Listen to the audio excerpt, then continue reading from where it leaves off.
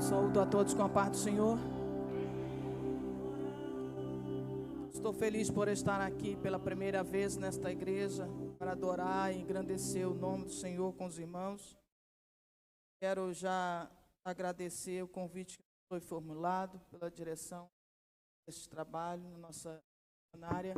Que Deus continue abençoando este culto, esta igreja, o pastor desta igreja, todos os membros desta igreja.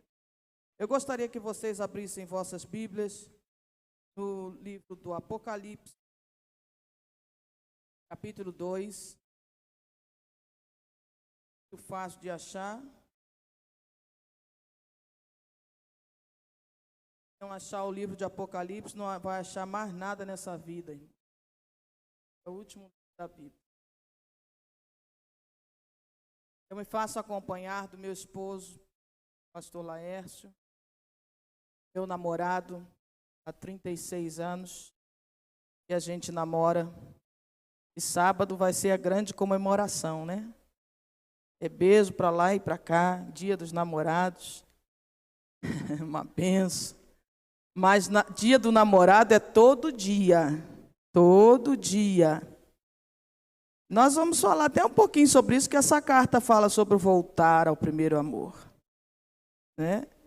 Faço me acompanhar também dos meus filhos, o Júnior e a Ana Paula. Nós temos 4 abençoados filhos de um útero que não podia sair nenhum. Saíram 4.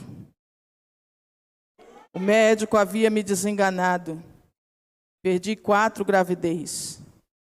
E quando ele desenganou, eu lembrei da promessa que Deus me fez de ser mãe. Aleluia. Aleluia. E Deus nos deu 4 abençoados filhos. A menorzinha, que parece minha neta, também é filha. Foi o presente de boda de prata nosso. E isso é por enquanto. Se vier mais algum, a gente aceita. Apocalipse 2, versículo 7, que é o tema desta campanha, diz assim: quem tem ouvidos, ouça o que o Espírito diz às igrejas. Ao que vencer, repita, ao que está fraco, ao que dar-lhe-ei a comer da árvore da vida que está no meio do paraíso de Deus. Antes de você se assentar, você vai se virar para esta pessoa linda que está aí do teu lado e vai dizer para ela assim, ou para ele: você não é só vencedor. Você é mais. Você é mais do que vencedor em Cristo Jesus. Aleluia, glória a Deus. Podei-vos assentar, irmãos. A glória de Deus se faz presente aqui no nosso meio. Eu sinto a presença do Senhor aqui. Oh, como eu sinto a glória de Deus aqui neste lugar. Há um doce Espírito aqui, e eu sei que é o Espírito de Deus. Aleluia, aleluia. Nós acabamos de ler um versículo que está inserido num texto em que Cristo havia falado com João para escrever cartas às igrejas da Ásia. João estava preso na ilha de Patmos. Ele estava lá por causa do testemunho de Jesus. Ele se recusou a prestar culto ao imperador. Mais ou menos no ano 95 depois de Cristo, em que o imperador Domiciano era o imperador em Roma, e naquela época havia uma perseguição muito grande aos cristãos. E João se recusou a prestar culto ao imperador. João, interessante que ele era pastor da igreja em Éfeso, igreja da qual está inserido o tema que os irmãos escolheram. E a Bíblia diz que João, se nós voltarmos lá no capítulo 1, ele foi encerrado na ilha de Patmos. Lá onde ficavam os piores homens daquela época, homicida, e ele ficou lá encerrado naquela ilha, deserta. Mas a Bíblia diz, ele mesmo dizendo que no dia do Senhor, ele teve revelação dos céus. Aleluia, glória a Deus. Jesus se apresenta a João na ilha de Patmos. Não Jesus que foi crucificado na cruz do Calvário, não Jesus que estava lá com o rosto desfigurado, sofrido na cruz do Calvário, não este Jesus, mas o Jesus vivo, ressuscitado, ressurreto, glorioso, aleluia. Ele aparece para João na ilha de Patmos e mostra a João as coisas que viriam, o Apocalipse. E para João ele diz: João, eu sou Alfa, eu sou Ômega, eu sou o princípio e o fim, eu sou o primeiro, derradeiro, aleluia, eu sou aquele que era, que é e que há de vir, eu que fui morto, mas agora vivo, estou vivo e vivo para sempre. Aí Jesus diz para João: escreve cartas às igrejas da Ásia. Foram 7 igrejas. Dessas 7, só 2 não receberam repreensão do Senhor. As outras receberam elogios, críticas, exortação e promessa. Mas 2 delas, que foi a de Filadélfia, de Esmirna, não receberam repreensão do Senhor. E agora João escreve a esta igreja, a igreja de Éfeso. A igreja em Éfeso era das 7 a mais próxima da ilha de Patmos. Éfeso era a principal cidade da Ásia Menor, cidade famosa.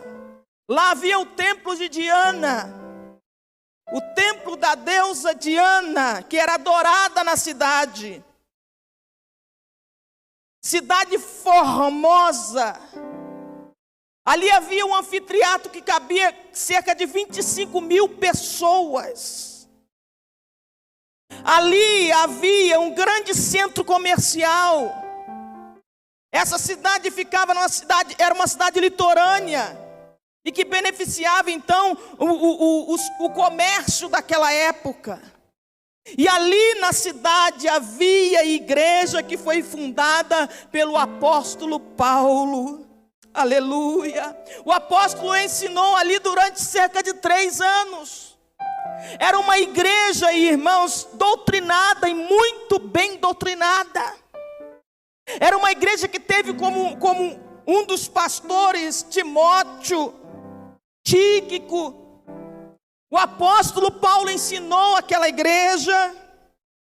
Mas aí, cerca de 40 anos depois, Jesus envia esta carta para uma segunda geração de crentes daquela igreja. E Cristo menciona várias qualidades nesta igreja. Elogiou esta igreja. Porém, Deus, através daquela carta, Jesus, através daquela carta, advertiu aquela igreja também. E eu estava observando nesta carta para Éfeso, e a gente pode observar aqui que Jesus fez um elogio para esta igreja, fez uma crítica para esta igreja, fez uma exortação para esta igreja e fez uma promessa para esta igreja. Quem tem promessa aí? Aleluia. Glória a Deus, eu tenho promessas. Eu tenho promessas. O elogio está no versículo 2, 3 e 6, que diz assim: eu sei as tuas obras e o teu trabalho, e a tua paciência, e que não podes sofrer os maus, e puseste à prova os que dizem ser apóstolo e não são, e tu os achaste mentirosos, e sofreste e tens paciência, e trabalhaste pelo meu nome, e não te cansaste. O versículo 6 diz o seguinte: tens porém isto, que aborreces as obras dos nicolaítas, as quais eu também aborreço. O que Jesus quis dizer com esta palavra? Jesus quis dizer para esta igreja: olha, igreja, eu sei que tu és uma igreja operante. Tu és uma igreja que se preocupa com a obra. Tu és uma igreja que trabalha, eu tenho visto, eu sei as tuas obras. Aleluia! Deus nos conhece, irmãos, por dentro e por fora. Ele sabe exatamente o porquê você está aqui nesta noite. Ele sabe exatamente o motivo pelo qual você saiu da sua casa e entrou à casa do Senhor. Ele sabe exatamente o que vai dentro do teu coração, e mesmo que alguém te julgue pela aparência, Deus está olhando o que vai lá no âmago da alma. Ele conhece todas as suas células, Ele conhece todo o teu pensamento. Esta igreja era uma igreja que Jesus, como a todas, conhecia. Era uma igreja operante, trabalhadora, que se preocupava com a obra. Ela era diferente da igreja de Corinto. Ela não tolerava o pecado dentro da igreja. Ela era uma igreja que não tolerava mentira trazida pelos falsos mestres. Ela era uma igreja que não se pregava lá o evangelho doce para formar crentes Nutella. Não, era uma igreja que pregava a verdade, tinha compromisso com a verdade, manifestava a verdade, mostrava a verdade. Aleluia! Era uma igreja top de linha. Era uma igreja top. E o elogio de Jesus para esta igreja é que Ele diz para esta igreja: você é uma igreja bela. Você é uma igreja trabalhadora. E Deus se agrada? Claro que se agrada. É claro que Deus se agrada de uma igreja que mantém a verdade como escudo, que mantém a verdade como cinturão. Tem o cinturão da verdade em si. Mas aí, no versículo 4, vem uma crítica. É a segunda coisa que Jesus fala para esta igreja: eu tenho uma crítica contra vocês. No versículo 4 diz assim: tenho porém contra ti que deixaste o teu primeiro amor. Eu acredito que quando aquela igreja estava recebendo os elogios, estava até gostando, né? Mas de repente vem uma crítica. É como quando a gente elogia um filho para depois fazer uma crítica. E dá a impressão que o semblante que estava tão para cima por causa do elogio, cai por causa da crítica. Jesus diz para esta igreja: o amor de vocês se esfriou. E isto é gravíssimo. Isto é grave quando o amor se esfria. Irmãos, Cristo mencionou as qualidades daquela igreja. Ela foi elogiada por Jesus pelas suas qualidades, mas Ele advertiu-a por sua falta de amor. O amor se esfriou. E quando o amor esfria, quando entra o esfriamento, é uma coisa terrível. Quando falamos de amor entre Cristo e a igreja, nós lembramos de amor também entre o casal apaixonado. Sabe que quando alguém aceita Jesus como Salvador, que está no primeiro amor, naquele entusiasmo, ele vive a experiência de alguém que se apaixona por outra pessoa. Ele fica entusiasmado. E pessoas apaixonadas têm atitudes estranhas. Se dedica totalmente àquela pessoa por quem está apaixonado. É um relacionamento tão bom, tão gostoso. Liga toda hora, quer ver toda hora, quer conversar toda hora. É assim o amor, lá no seu primeiro estágio. E Jesus estava sentindo falta desse amor no primeiro estágio daquela igreja. Jesus estava dizendo para aquela igreja: eu tenho contra ti, porque o teu amor esfriou. Onde está o amor dos primeiros passos? Onde está o amor do primeiro encontro? Onde está o amor nas palavras que eu escutava quando você me conheceu? É assim que Jesus estava falando para aquela igreja. E por que o amor do crente às vezes se esfria? Porque o amor, porque igreja somos nós e Deus está falando conosco aqui nesta noite. Porque o amor se esfria. Primeiro, quando você passa a se preocupar mais com a obra do que com o Senhor da obra, o amor se esfria. É muito bom fazer a obra de Deus, mas quando não tem amor, isso não vale absolutamente nada.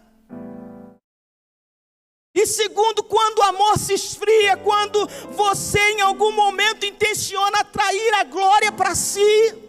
A glória não é nossa, a glória de Deus, permanece de Deus, é sempre de Deus, tudo é para Ele, tudo é feito para Ele.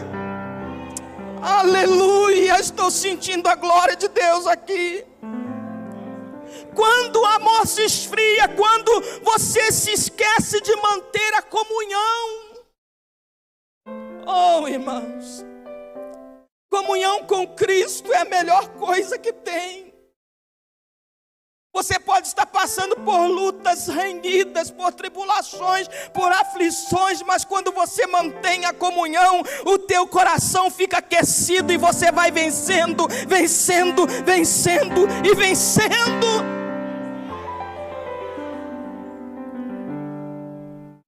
E quais são os sintomas do esfriamento da igreja, do crente? Quando o crente passa a servir a Deus só no exterior. Quando ele presta um culto a Deus sem alma e sem verdade. Aí está o sintoma do esfriamento do amor. Quando vai para a igreja no piloto automático, você vai porque tua mãe vai, porque teu pai vai, porque você vai ver o irmão fulano de tal. Você vai no piloto automático. Se você ligar o carro, não entrar dentro, está arriscado ele vir à igreja sozinho. Porque se acostumou com o culto. E pode ter certeza que o inimigo não quer tirar você da igreja, ele quer tirar o culto de dentro de você. E cuidado para o teu amor não esfriar. Diz para a pessoa que está aí do teu lado: mantenha a chama acesa. Cuidado para a chama não apagar. O segundo sintoma de esfriamento é quando o crente não sente mais temor em pecar. O pecado para ele tornou-se uma coisa normal. Ele não sente mais nada. Peca como se fosse uma coisa comum. Não sente mais a tristeza de ter feito algo errado diante de Deus. Terceiro sintoma de esfriamento é quando o crente não sente nada ao se ausentar do culto. Ele não vem à igreja e ele não sente vontade de estar na presença de Deus. Nós passamos algum tempo distanciados dos cultos por causa da pandemia. E eu acredito que alguns crentes sentiam uma chama ardendo em fogo, com vontade de estar na casa do Senhor. Já outros até hoje não sentem vontade de estar. Isso é sinal de um esfriamento. Quarto sinal do esfriamento é quando o crente não ora mais, se esqueceu da sua vida devocional, se esqueceu do altar da oração. Oração é a respiração da alma. Quando você não ora, você morre espiritualmente. Você precisa estar em oração o tempo todo. Outro sinal de esfriamento é quando o culto para ele torna-se uma canseira, um enfado. Você está na presença de Deus, está no culto, mas está como se não estivesse. O corpo está presente, mas a mente está totalmente distante e Deus não recebe este culto. A crítica para esta igreja de Éfeso era esta: vocês se esqueceram do primeiro amor. Aleluia. E a terceira palavra de Jesus para esta igreja foi uma exortação. No versículo 5 diz assim: lembra-te, pois, de onde caíste, e arrepende-te, e pratica as primeiras obras. Quando não brevemente a ti virei e tirarei do seu lugar o teu catiçal, se não te arrependeres. Uma palavra de exortação. Lembra, traz a lembrança. O que foi que aconteceu na tua vida, igreja de Éfeso? O que foi que aconteceu no decorrer da tua caminhada, igreja? Que você se esqueceu do primeiro amor. E você caiu, você fracassou. Algumas lembranças têm poder de produzir em nós um caminho de restauração. Nós precisamos todos os dias fazermos uma introspecção e uma retrospecção da nossa vida.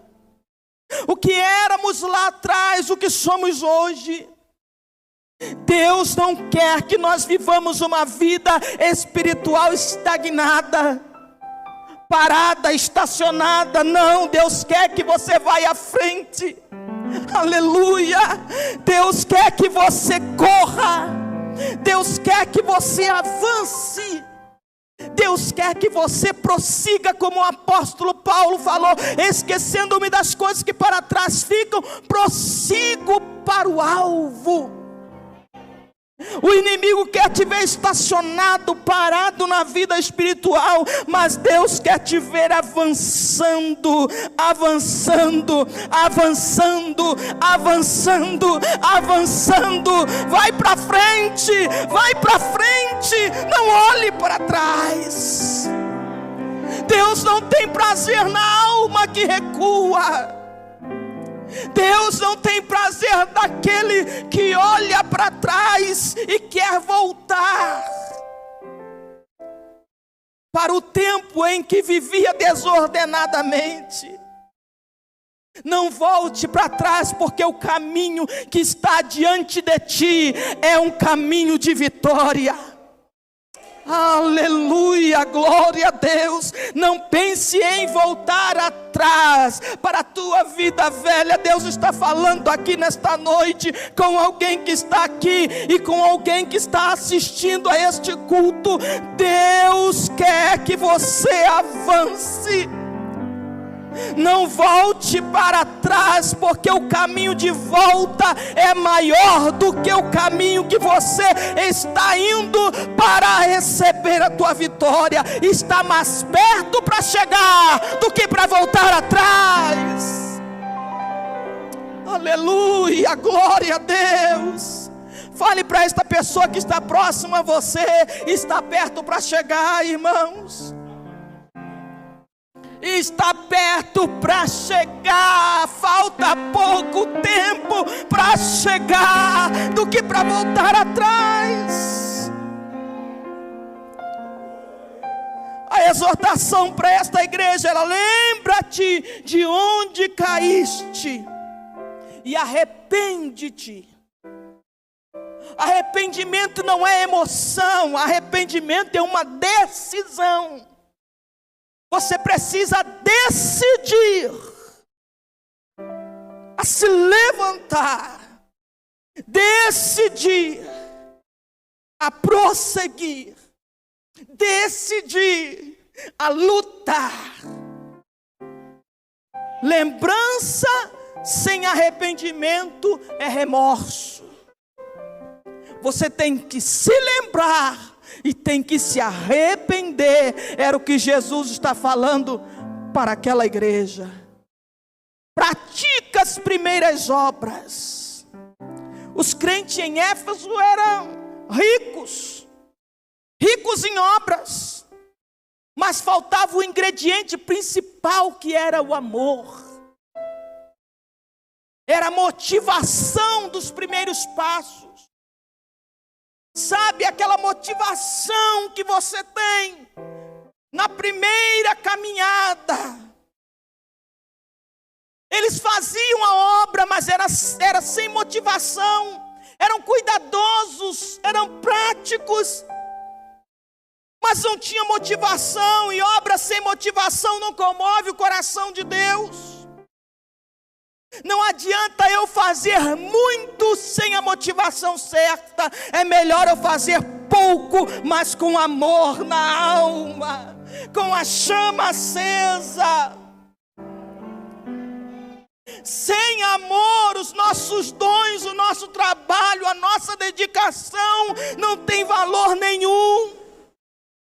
Jesus está mais interessado em você do que no seu trabalho. Jesus está mais interessado no que você é do que no que você faz. Aleluia, glória a Deus. É claro que é bom trabalhar, é bom fazer a obra, mas se você não tiver com o coração posto naquilo em amor, isso não vale nada diante de Deus.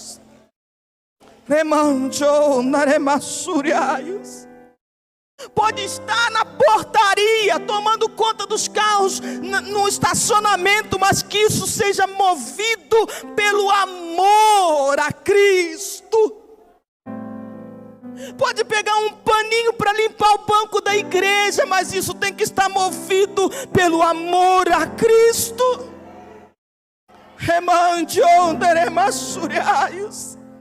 Aleluia, glória a Deus. E por último, Jesus tem para esta igreja uma promessa. Está no versículo 7.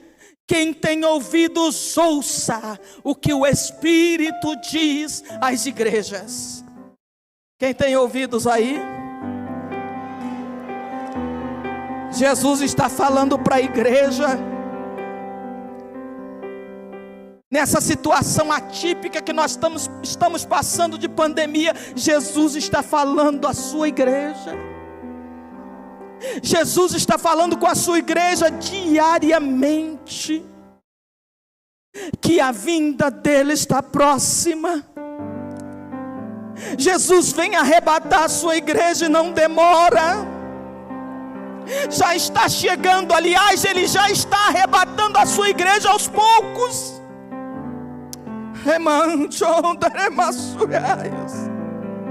Eu sinto Deus aqui. Quem tem ouvidos, ouça o que o Espírito diz às igrejas. Ao que vencer, oh glória, ao que vencer, dar-lhe-ei a comer da árvore da vida que está no meio do paraíso de Deus. A frase árvore da vida refere-se à linguagem usada no jardim do Éden, quando a árvore da vida foi plantada pelo próprio Deus no meio do jardim. E ao que vencer no grego diz ao que conquista, ao que obtém vitória. Sabe o que Jesus estava dizendo para esta igreja? Eu sei que a caminhada é de lutas. Eu sei que a caminhada é batalha. E Deus me trouxe aqui nesta noite para dizer isto para você. A caminhada do crente é uma batalha constante. Desde o momento que você aceita o sacrifício de Jesus na cruz do Calvário, você trava uma guerra. Caminhada do crente, vida cristã, não é um parque de diversões. Nós temos lutas renhidas e nós precisamos lutar e vencer. Ao que vencer.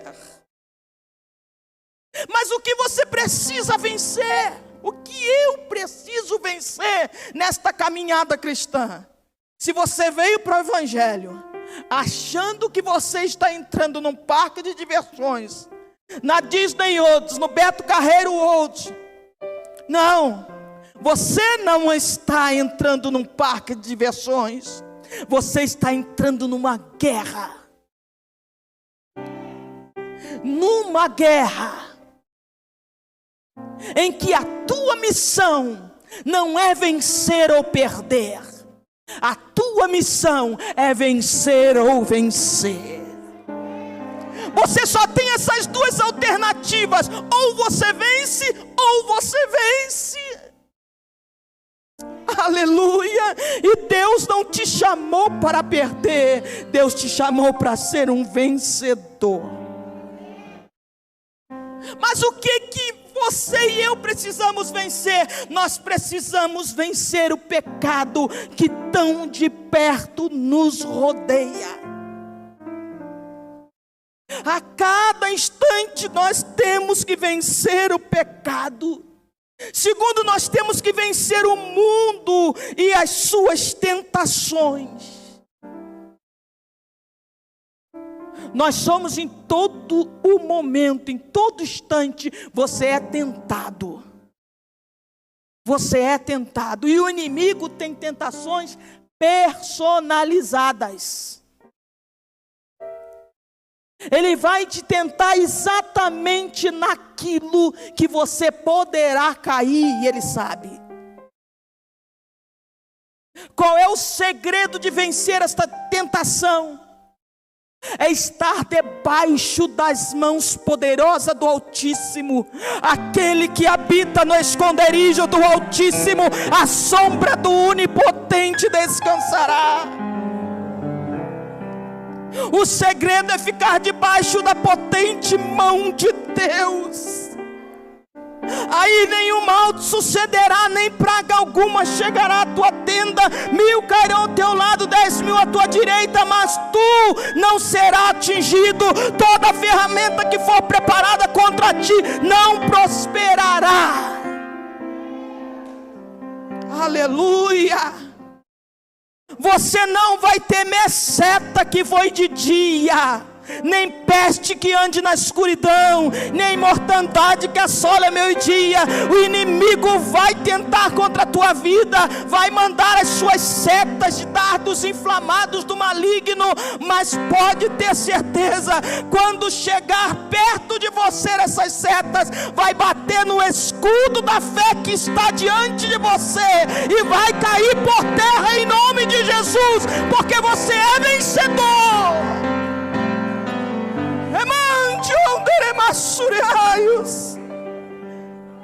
Vença o mundo e as tentações. E terceiro, o que eu preciso vencer? O que você precisa vencer? Você precisa vencer as lutas e provações.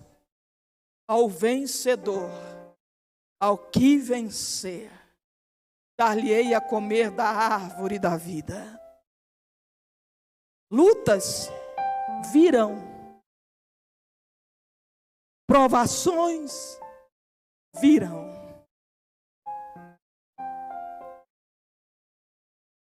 Mas você está protegido, guardado, e você é um vencedor.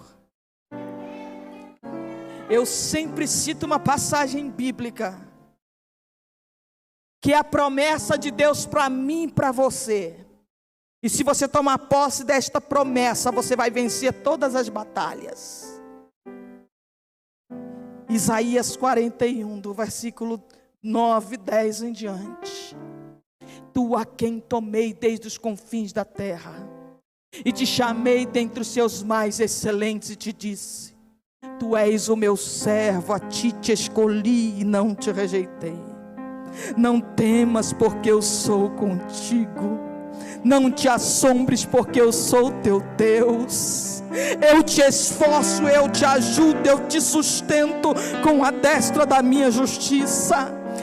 Eis que envergonhados e confundidos serão todos que se irritarem contra ti, tornar-se-ão nada.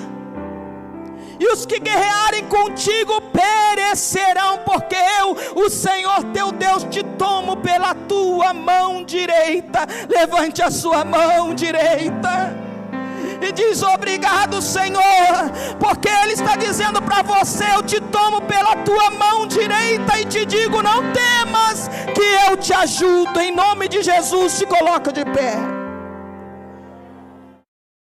Aleluia, aleluia. A promessa para os vencedores é comer da árvore da vida. Em resumo, é ter vida eterna com Cristo. É ter vida eterna com Cristo. Não é vida longa um dia acaba. É vida eterna com Cristo. Esta é a promessa para os vencedores.